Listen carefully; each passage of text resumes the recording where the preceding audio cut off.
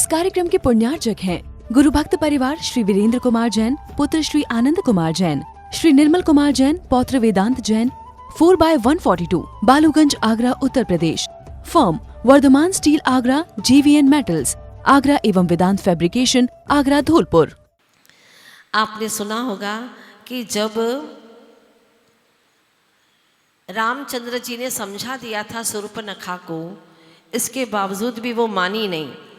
और वह शूर्पणखा जब लक्ष्मण जी के पास में गई और उन्होंने भी उसको स्वीकार नहीं किया कि मेरी तो विशल्या, मेरी तो कौन है, उर्मिला, मेरा विवाह हो चुका है, और वापिस उसको भगा दिया वहाँ से, मतलब उसकी नाक कट गई। उसकी बात नहीं रही तो नाक कट गई। आज भी कहते हैं ना, नाक काट के आ गए। नाक का कटने का मतलब नाक को काटा नहीं है, उसकी बात कट गई। इसीलिए आज कोई भी माता पिता अपनी बेटी का नाम शूर्पणखा नहीं रखना चाहते, क्योंकि नाक कट जाती है, उसकी बात बनती नहीं है। क्योंकि शूर्पणखा ने काम ही ऐसा किया था। जिस ब्रह्मचर्य और शील की महिमा को जो लोग नहीं जानते, वो उसकी महिमा कैसे समझेंगे। आज का विज्ञान भी कहता है, जो दूध से घी की प्राप्ति होती है, दूध से घी जो बनता है कितना मुश्किलों से बनता है। पहले दूध का दही जमाओ, फिर उसका नवनीत निकालो, उसका मंथन करो, और इसके बाद में नवनीत को व्यवस्थित तपाओ, तब कहीं घी निकलता है। उसी प्रकार से आचार्य भी कहते हैं कि 2 मन दूध पीने पर, कितने 2 मन, मन किसको कहते जानते हो ना आप लोग? हाँ, 2 मन दूध पीने पर 28वें दिन वीर्य बनता है, वो भी 1 तोला वीर्य। और उस वीर्य शक्ति को जीव विषय भोगों में गंवा देता है। इसलिए इसके अंदर आत्मा की ताकत नहीं रह पाती है। सौभाग्यशाली है, आत्मा की और तन की ताकत को अपने ब्रह्मचर्य और शील के पालन में लगा देते हैं, वे बड़े सौभाग्यशाली हैं। इसलिए सारे व्रतों का शिरोमणि माना गया है ब्रह्मचर्य व्रत। लेकिन उस राजा को समझाना बहुत मुश्किल है। कैसे समझाए, उसने तो ठान लिया है। अगर आपको वो पुत्र वधू चाहिए तो वो किसी पर पुरुष का चेहरा नहीं देखती, तो क्या करूं मैं, बस इसके लिए तो वहाँ साधु का ही चेहरा देखती है। अगर कोई साधु हो तो चेहरा देखती है, क्योंकि वो पुरुष में नहीं आते, साधु तो साधु हैं। ठीक है, उपाय मिल गया मुझे, मंत्रीवर आप राज्य शासन को संभालो, मैं तो साधु बनूंगा। और उस नारी के पीछे साधु बनने को तैयार हो गया। साधु बनने की पूरी उसने प्रक्रिया, प्रवृत्ति सारी सीख ली। वैसे ही बैठना, उठना, वैसे ही बोलना, चलना, जैसे साधु जैसा दिखे। 6 महीने हो गए साधु जैसे चलते चलते, एक भिक्षु जैसे चलते चलते। 6 महीने के बाद में जब वो भिक्षा मांगता मांगता आया और उसने भिक्षा मांगी पूरे नगर में, घर घर में, क्योंकि जाना तो उद्देश्य कहाँ था उसका, बताओ कहाँ जाना था? सेठ के घर पर। उद्देश्य वही था, पर एकदम कैसे चले जाए, धीरे धीरे जाता है और फिर वहाँ जाकर के भिक्षाम देहि, भिक्षाम देहि, भिक्षा चाहिए। माता ने कहा, बहू चली जाओ, कोई भिक्षुक आवाज़ दे रहे हैं, भिक्षा दे करके आओ। और जैसे ही वह जाती है, देखती है कोई भिक्षुक भीख मांगने के लिए, भिक्षा मांगने के लिए आया है, तो वो कहती है, लीजिए सन्यासी जी, लीजिए, झोली आगे कीजिए। लेकिन वो क्या झोली आगे करेगा, तो पहले ही अपनी झोली फैला चुका है। काफ़ी समय से वह झोली फैलाए खड़ा है। उसके रूप सौंदर्य को देख करके हतप्रभ हो गया। क्या अद्भुत सौंदर्य, क्या रूप है। उस वक्त तो दूर से देखा था, लेकिन आज आहा, कोई श्रृंगार नहीं किया, इसके बावजूद भी ऐसा सुंदर रूप, और चाहे तुम कितना ही श्रृंगार करो वो सुंदरता नहीं दिखाई देती है। जो अपने प्राकृतिक शरीर के अंदर जो गुण है, गुणात्मक सुंदरता होती है, वो अद्भुत हुआ करती है। काली औरत ने स्वर्ण के आभूषण पहन लिए और सुंदर सी पीली साड़ी पहन ली, अपनी सहेली से कहती है बता तो सच में मैं कैसी सुंदर दिख रही हूँ। उसने कहा तो बिल्कुल ऐसी दिख रही है जैसे कि सरसों के खेत के अंदर भैंस खड़ी हो। अब दूसरी सहेली थी, वो भी तैयार हो गई। उसने क्या किया, वो भी काली थी, सांवली थी एकदम, और पाउडर लगा दिया अच्छे से। फिर अपनी सहेली से कहती है बता ना मैं कैसे सुंदर दिख रही हूँ। वो कहती है ऐसा लग रहा है कि जैसे जामुन के ऊपर बहुत सारा नमक छिड़क दिया हो। क्या है ये, इतना दिखावा। 80-80 साल की बुढ़िया जाती है ब्यूटी पार्लर पर, शरीर का रंग रुगान करके आती है। एक समय की वो घटना थी जब हम अष्टानिका में इंदौर के पास में गए थे। कौन सा गांव था, इंदौर के पास में एक गांव में हम गए थे। वहाँ पर एक माँ भी हमारे साथ में गई थी इंदौर से। तो नया नया समय था, उन्होंने तो कुछ देखा ही नहीं था कि ऐसा भी होता है। एकदम आश्चर्यचकित होकर के वो आई मेरे पास में माँ जी, और बोले कि बहन जी आपको क्या बताऊँ मैं। हम ब्रह्मचारिणी थे उस वक्त। बोलती है देखो तो सही, बेचारी छोटी सी उम्र में लड़की पागल हो गई है। मैंने कहा कौन सी लड़की पागल हो गई है, आप देखो तो सही। और वह मुझे बताने लगी देखो ये लड़की देखो सामने घर में रहती है, बेचारी छोटी सी उम्र में पागल हो गई। मैंने कहा कैसे पागल हो गई, आपको कैसे लगा कि पागल हो गई। पागल ही तो हो गई और क्या, देखो तो सही। उसने काजल को यहाँ पर लगा दिया, पूरा यहाँ। हमने तो अभी तक आंखों में लगाते हुए देखा, लेकिन ये तो आंखों के यहाँ पर, यहाँ भौं में लगाई है काजल। और उनको इतना ताज्जुब हुआ, बेचारी आईब्रो वगैरह बना करके आई होगी। उस समय में पहले कोई बनाते भी नहीं थे ज़्यादा, और उन्होंने पहली बार देखा। और उनको इतनी दया आई उस लड़की के ऊपर कि देखो बेचारी लड़की पागल हो गई है कि काजल ऊपर लगा करके आ गई। हमने कहा ऐसा नहीं है माँ जी, आजकल की फैशन है ये। हाँ ऐसी कैसी फैशन, काजल तो आंख में लगाते हैं ना, ऊपर थोड़ी लगाते हैं ऐसे। और उन्होंने पूछ भी लिया उस लड़की से कि तूने काजल लगाई, बोले हाँ। ये यहाँ पर क्या लगाया, काला काला। उसने बता दिया पेंसिल रहती है तो काला करते हैं ऐसे। अब तो उन्होंने और माथा पकड़ लिया, बिल्कुल पागल ही हो गई ये लड़की। पहले वो समय नहीं था, प्राकृतिक सुंदरता हुआ करती थी। और जो लोग वस्तुओं को वापरते थे वो भी शुद्ध तरीके से तैयार करके वापरते थे।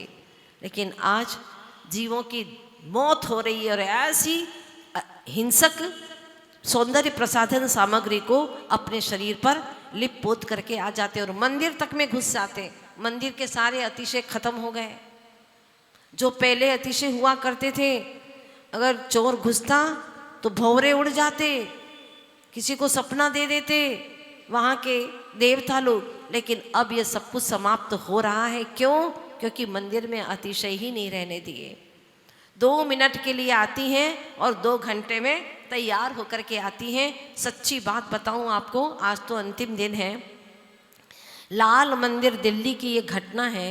वहाँ महिलाएं सज धज करके आती और सेठ जी ने कई बार सोचा कि ये सारा कार्य यहाँ नहीं होना चाहिए, क्योंकि लोग मंदिर में वितरागता का रसपान करने के लिए आते हैं, न कि राग का रसपान करने के लिए। रागी द्वेषी अगर मंदिर के स्थान पर आकर के हो जाएंगे तो इनकी क्या दुर्दशा होगी। बहुत हर बार समझाने की कोशिश की, लेकिन कोई समझने को तैयार नहीं। जैसे जैसे दिन पड़ते वैसे वैसे महिलाएं और ज़्यादा श्रृंगार करके आती। एक दिन की घटना है, उन्होंने कुछ ऐसा कार्य किया, अपनी पत्नी को भी समझा दिया कि अपने को क्या करना है और आज हमें सारी समाज को शिक्षा देना है। ताकि आज के बाद भी कोई महिला बन ठन करके मंदिर में ना आवे। ऐसे बैठे हुए थे सेठ जी आगे प्रवचन सुनने के लिए, और पीछे से किसी के आने की आवाज़ सुनाई दी, छम छम छम छम। सेठ जी ने पीछे नहीं देखा और बिना पीछे देखे ही जोर से चिल्लाना शुरू कर दिया, ये कौन वेश्या चली आ रही है धर्म सभा में और सारे लोगों का धर्म भंग कर रही है, रोक तो उसे वहीं के वहीं पर। जब सेठ जी ने इतनी जोर से चिल्लाया, सारे लोगों ने देखा पीछे, कोई और नहीं था, सेठ जी की ही पत्नी है। ओहो, सेठ जी को पता नहीं है सेठ जी की ही पत्नी है, वो चली आ रही और ऐसा शब्द बोल दिया सेठ जी ने। तब धीरे से व्यक्ति आए और कान में कहने लगे, सेठ जी आपकी पत्नी सेठानी जी हैं, आप ऐसा शब्द मत बोलिए। तब सेठ जी ने और उग्रता से बोला, चाहे मेरी घर की भी सेठानी क्यों न हो, अगर जिन मंदिर में इस तरह से श्रृंगार करके आती है और लोगों का धर्म से ध्यान हटाती है, तो उसे धर्म सभा में आने का कोई अधिकार नहीं है, लौट जाए यहां से। कहते हैं कि सारे लोगों ने कहा, सेठानी जी आप लौट जाओ, सेठ जी बहुत गर्म हो रहे हैं, आप चले जाओ। और फिर सेठ जी ने खड़े होकर के सारी महिलाओं को जो एक आदेश दिया, आज के बाद में क्या कोई और महिला यहाँ पर ऐसे श्रृंगारित होकर के आएगी? सारी महिलाओं ने संकल्प किया, आज के बाद में हम ऐसे श्रृंगार करके जिनालय में नहीं आएंगे। पत्नी बेहद खुश थी, कोई बात नहीं, अगर मेरे बारे में आपने ऐसा कह भी दिया, पर यहाँ का जिन मंदिर का अनुशासन बन गया। आपने उस दिन भजन भी सुना हुआ, रात्रि में कार्यक्रम में सुना था ना, अरे माता बहनों, याद आ गया। तो फिर समझोगी कि नहीं समझोगी? आप लोग मंदिर में आओगी, सिर ओढ़ करके आओगी, हाँ, अपनी पूरी मर्यादाओं के साथ में आओगी। त्रिलोकीनाथ के सामने खुला सिर रखना ये अपमान सूचक है, अनादर का प्रतीक है। जीन्स पहन करके आती है महिलाएं 50-50, 60-60 साल की, शर्म की बात है। शादी के वस्त्र अलग रहते हैं ना, शादी करते हैं उस वक्त की पोशाक अलग रहती है ना, हाँ, नाइट की अलग रहती है, बाहर घूमने जाओ तो अलग रहती है, मंदिर की अलग रहती है कि नहीं? तो फिर मंदिर की वेशभूषा अलग ही रखना। अगर आपको सच में साथी से पुण्य कमाना है तो मंदिर में ऐसे कपड़े पहन करके बिल्कुल ना आवे।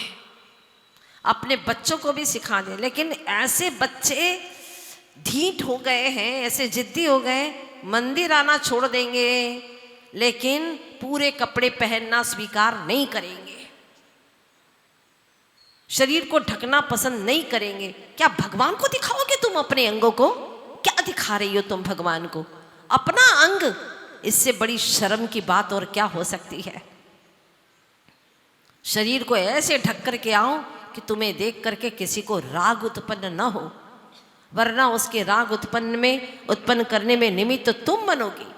पापी जीवों को, व्यभिचारियों को कभी चार से छुटकारा मिलता ही नहीं है। घृणा से, पाप से, भ्रम से और कलंक से कभी इन चार से छुटकारा मिलता ही नहीं है। आज तो हम यही देख रहे हैं कि आग जो है ना बिखर रही है गली गली के अंदर, घर घर के अंदर, ऐसी आग, भयंकर आग। सौभाग्यशाली हैं वे जो वैरागी हैं, रागी नहीं हैं, और इस संसार को देखते ही संसार से बाहर होने का प्रयास करते हैं। वैरागी खड़े खड़े घर से निकल जाते हैं, वैरागी खड़े खड़े घर से निकल जाते हैं, रागी को पड़े पड़े घर से निकालना पड़ता है, बांध करके निकालना पड़ता है। मर गए वहीं पर ही, उनको बांध बूंद करके घर से निकालते हैं। सौभाग्यशाली हैं वे जो कम से कम अपने जीवन को शील व्रत में, ब्रह्मचर्य व्रत में लगा देते हैं। सारे व्रतों का शिरोमणि 5 इंद्रियों में स्पर्शन और रसना, ये 2 कामेंद्रिय मानी जाती हैं। आजकल खाना भी रसना इंद्रिय के ऐसे चटपटे चीजें जिससे कि काम और मद उत्पन्न होता है।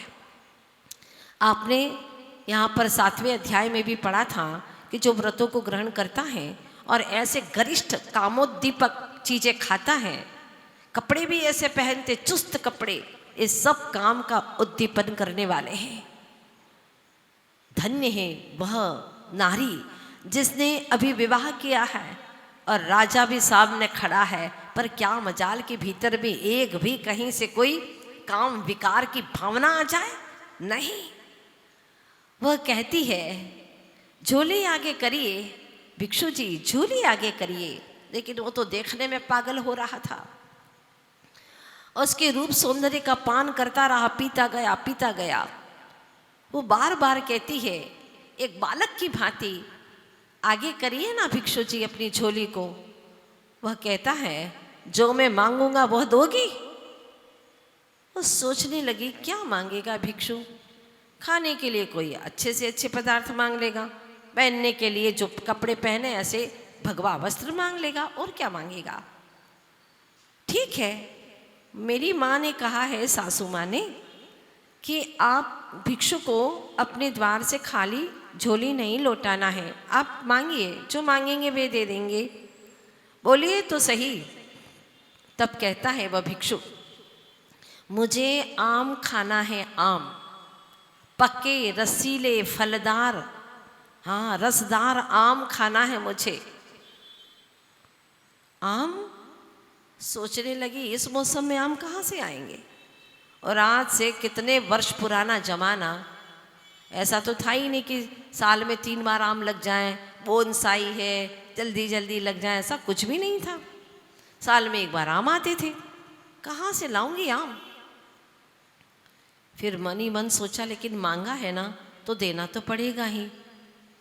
इस कार्यक्रम के पुण्यार्चक थे गुरु भक्त परिवार श्री वीरेंद्र कुमार जैन, पुत्र श्री आनंद कुमार जैन, श्री निर्मल कुमार जैन, पौत्र वेदांत जैन, 4/142, बालूगंज, आगरा, उत्तर प्रदेश।